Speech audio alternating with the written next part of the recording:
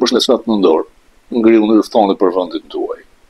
Ju thash dhe dje që janë $1.000.000 që nga parajsat fiskale po konvergojnë Manhattan.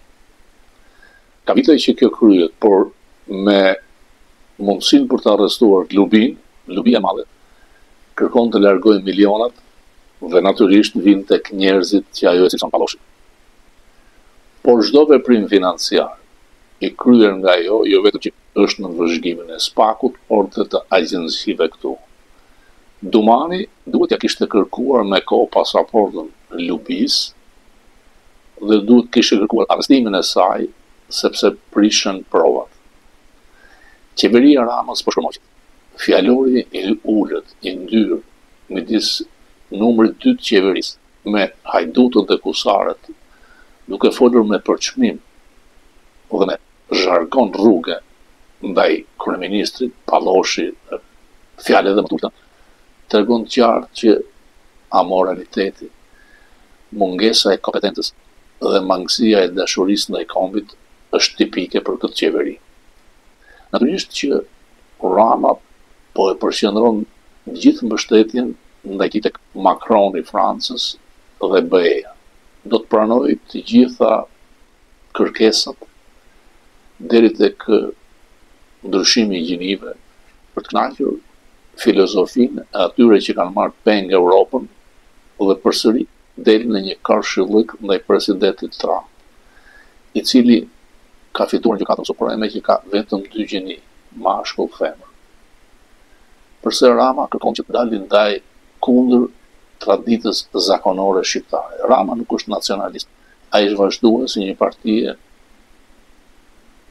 që nuk vë kombin me gjitha. Në vitet 80, kur arratisej Ilir Bulka, një përkthyes brillant dhe median sportive, gazetet e mëdha europiane kishin titull homoseksual dhe pervers Stalini shqiptar, i vrau vetë të dashurit e tij. Akuzat ishin nga Bulka, natyrisht nuk mund të provoheshin, por mediat dhe mëdha të Europës i publikuan. Hoxha dhe qeveria e tij nuk i hodhin gjyq për shpifje, por pati not pa kënaqësie ndaj Italisë, nuk e priste këtë qëndrim. Pra, e them këtë që Rama vazhdon rrugën e parazëve të vet. Ka kohë që sfidon, ofendon pjesën më të madhe të shqiptarëve. Natyrisht që Ballkani në përgjithësi është tradicionalist. Betejë midis tradicionalistëve, familjes, deri kombit u pa dhe këtu. Ndaj zoti Trump fitojnë ndaj Kamala Harris, pikërisht në luftën me transgjenorët, me wokeizmin djajt. Në Shqipëri nuk ndihet, fatkeqësisht. Duhet ishte më fort edhe në Shqipëri. Ky reagim nuk është. Në atë votim parlament ka pasur qëndrim të një Gjoja Pastori brenda për një pastori real që proteston të jashtë. Feja nuk ka pse ngatrohet me politikën. Papa Leo në Vatikan ka kundërshtuar politikën e emigracionit presidentit Trump. Gabon. Sundimi i ligjit kërkon ligje të ashpra emigracionit. Ndryshe Amerika kthehet si Europa. Shkatrojnë atë që i quhen shtet kombe, baza e qytetërimit perëndimor. A është në rrezik qytetërimi perëndimor pikërisht në bishtat të shorës dhe roçfillëve si Rama? Është. Shembull do dam një orë. Një komunist islamist, Zoran Mandani, arriti të marrë rreth 1 milion votë. Shumica atyre që votuan nga trinj janë të parësimuar, me arsynim të mangët, anti-qytetërimit perëndimor. Por një fakt është që këtu votat nuk vidhet. Edhe një komunist islamist mund votohet. A do të ketë sukses? Absolutisht jo. Ky qytet i madh është qendra financiare e botës. Natyrisht që njeriu i qeshur, komunisti i qeshur, kështu do të ishte cilësimi nga Bill O'Reilly. Personi për një fushat. Me qesht, ju fal këtë, ju fal çdo gjë, është një brez që kërkon çdo gjë falës. Nuk mundet bazuar ku të realizoj përëndimet qesharake.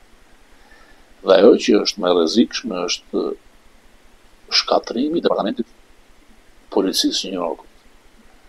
New Yorku është 8 milion banor.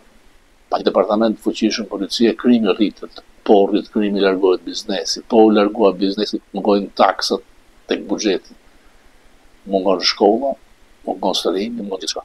Por ka dy faktorë. Nuk e shkatron dot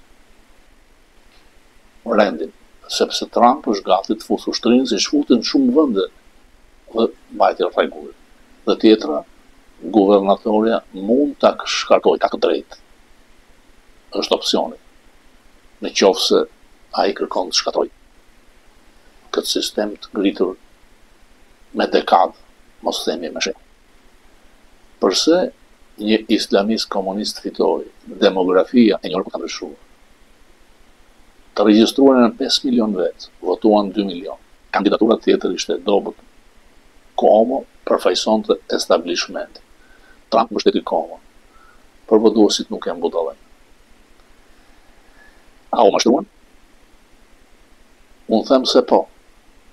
Unë pash të nesërmen, sepse atë ditë u ktheheva nga Shqipëria, në zonën time votohet gjithë republikanë, njerëzit ishin përzitë. Por indiferenca çon këtu. Indiferenca sjell që të votohet dikush që thot socialist demokrat, por në fakt tezat e ka komunist. Nuk ka ardhur me ardhje. Vjen me votë. Amerikanët ishin kundër zotit Trump në këtë votë.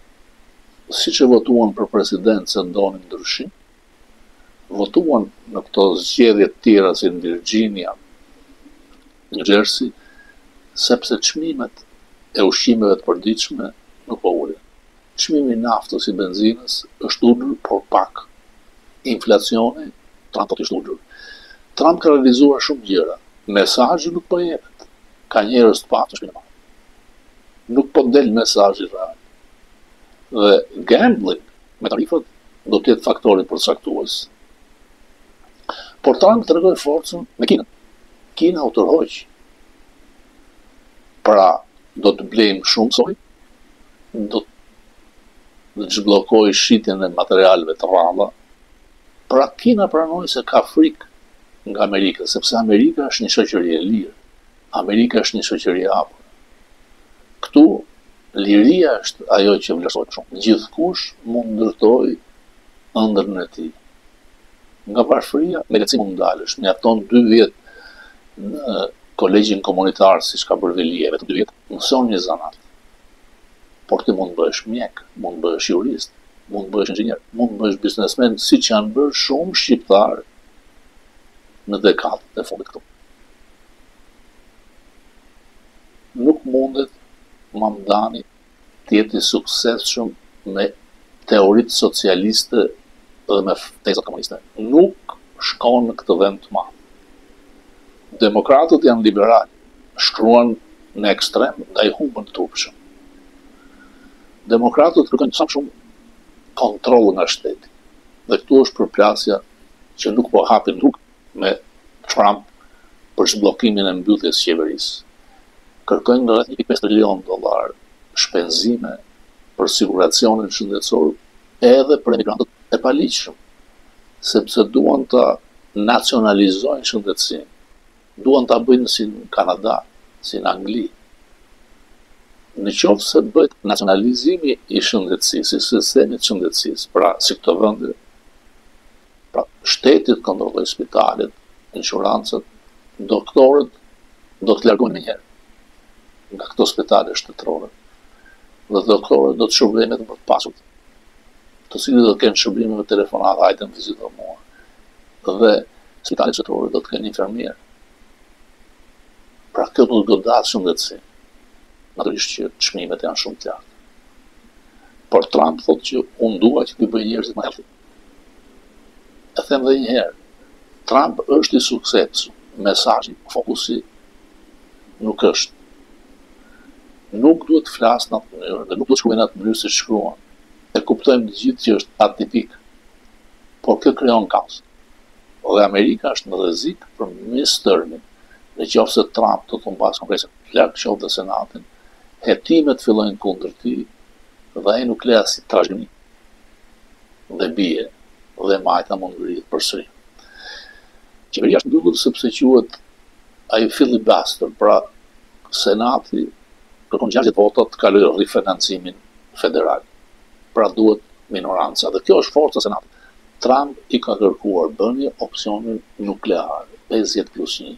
Por po u bë, kur të vinë demokratët, çdo gjë është në favor tyre. Trump e thotë, në momentin të jemi fitimtar, sepse në qoftë se demokratët marrin shtëpinë e bardhë, do të shtojnë 2 shtete më shumë, Porto Rikon dhe Washingtonin, pra do të ketë edhe 4 senatorë tepër marrin Senatin dhe 8 vota elektorale më tepër. Do të rrisin numrin e gjykatës supreme, e cila është 6-3 për konservatorët. Do të hapin 13-14 që të ketë liberal. Dhe kështu, përjetësisht, demokratët do të kontrollojnë pushtetin bazë votave të shumta që marrin nga emigrantët e paligjshëm. Kjo është arsye që lejojnë. Interesin ndaj Ballkanit mbase Trump nuk e ka. Mbase Trump është votuar në ngatron në Azerbajxhanin. Por amandamenti në Senat që kërkonte që të hiqej opsioni shkëmbimit trojave me Kosovën, tregon se ai kombi madh, Amerika, mendonte për Ballkanin për të mbajtur larg ariun rus nga ujërat e ngrohta. Jemi me fat ndaj Ramës. Ai që ka zvendësuar Escobar ishte në Tiranë. Nuk e takoi Ramën, ignoroi. Takoi 2 ministra dhe kreun e SPAK-ut, pra mbështesin arrestimet e SPAK-ut. Por priti edhe 5 zyrtar të lartë demokratëve, jo si Urikin. Natyrisht që kërkojnë ndryshim regjimesh në Venezuelë, në Iran, mund ta kërkojnë Tiranë, por kjo nuk ndodh me shkop magjik, sepse nuk duan të krijojnë vakum. Dhe statu quo-ja është ajo që Rama ka shpresë. Po kur del haptas në gjitha përgjimet, kur ka një dosje me 8.000 faqe, dosja me Ganit, mbas s'më keni besuar, por Dumani e pranoi që janë 2 flet porosi kërkesë në Amerikë dhe dosja është e hapur. Janë 2 dosje me Ganit edhe foto me Obama. Dhe këto xherahire të arta që po dalin nga Lubia, dhe transfertat masive, këto muajt e fundit nga parajsat fiskale për Manhattan, do të jenë gropa e Ramës, i cili kërkon të vinë në 19 në dorë vizitë private me bashkëshortën e tij, tifozën e çmendur të Kamala Harris dhe Alexa Scholz, siç vinë çdo fund viti për të mbledhur fitimet, investimet, në shumë investime ku ai është aksionar i fshetë. Por personi që është në postin që dikur ka pasur me Ganit, di shumë dhe kontrollojnë të dosja vjen e zgjerohet për ditë. Amerika ka interesa në Ballkan. Unë shpresoj që do të jenë nga krahu i drejtës. Nuk mund ta blejë dot Cezari, donin e madh me Kushnerin. Kjo është karta e fundit e Ramës. Por Washington Examiner që thoshte Rama si Noriega dhe Erdogan, both, është fundi i tij. Ju falenderoj.